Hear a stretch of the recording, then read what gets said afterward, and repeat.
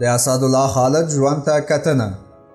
افغان ولسمشر محمد اشرف غني د 1990 کال د جدي په 2 د یو فرمان په اساس محترم اسدالله خالد د دفاع او امرالله صالح د کورنیو چارو وزارت د سرپرست وزیرانو په توګه معرفي کړل او وروسته به دا دواړه د رسمي وزیرانو په توګه ولسي جرګې ته معرفي شي چې د باور رایه ترلاسه کړي. دا دواړه شخصیتونه د افغانستان ملي امنیت کې کاري تجربې لري او د پاکستاني ضد سحرو باندې مشهوري دي. ولې مخکې له هر څه د افغانستان اکسپرس چینل سبسکرایب کړئ ترڅو زموږ راتلونکي ویډیوګانې له لاسه ورنه کړئ. اسدالله خالد 49 کاله عمر لري او په غزني ولایت کې د ناوې په ولسوالۍ کې د نړۍ ته سترګې غړولې دي.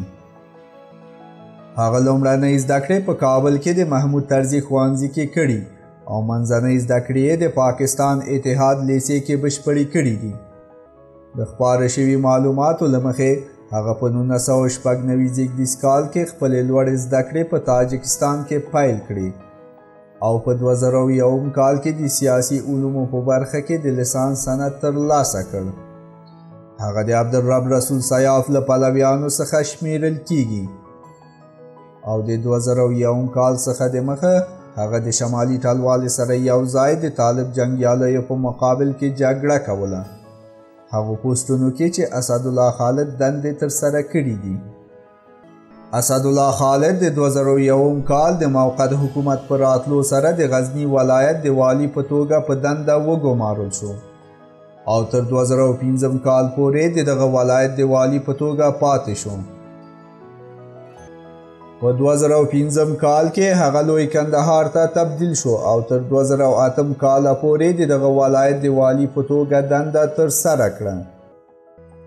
په 2010 کال کې هغه د سرحدونو او قبایلو چارو وزیر په توګه معرفي شو او تر 2012 میلادي کال پورې په دغه وزارت کې دنده ترسره کړله او د همدې کال په سپټمبر میاشت کې د ملي امنیت د عمومي رئیس په توګه د ولسمشر حامد کرزي له لورې ولسي جرګې ته معرفي شو او د باور رایه ترلاسه کړه.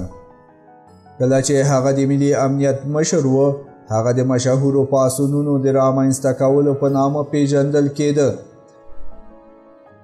په لومړي ځل خلک په غزني ولایت کې متحرک کړل، خلکو وسلې پورته کړې او د طالبانو په وړاندې ودرېدل. کله چې ښاغلی خالد د ملي امنیت ریاست ته معرفي شو د بشري حقوقو د څار سازمان د افغان حکومت څخه وغوښتل چې نه باید د ملي امنیت مشر په توګه وټاکل شي او له هغه دې منصرف شي. ولې پخواني ولسمشر حامد کرزي دا په کلکه رد کړه او نوموړی یې د ملي امنیت د رئیس په توګه معرفي کړ.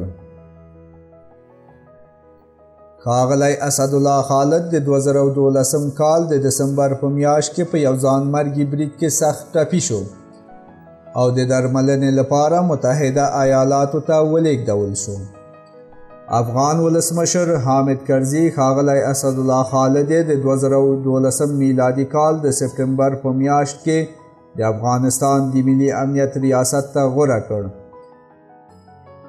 ځانمرګی برید یوازې 3 میاشتې وروسته د هغه تر ټاکل کېدو دغه پوسټ ته وشو او نوموړی یې سخت ټپي کړ.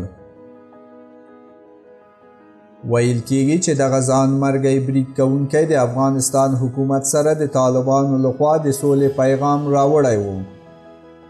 بریدګر کله چې اسدالله خالد ولید او د روغبړ په وخت کې خپل چاودیدونکي توکو ته انفجار ورکړ او ویل کېږي چې بریدګر په بدن کې چاودیدونکي توکي ځای پر ځای کړي ول. ښاغلی اسدالله خالد د څو میاشتو راهیسې په متحده ایالاتو کې تر درملنې لاندې و.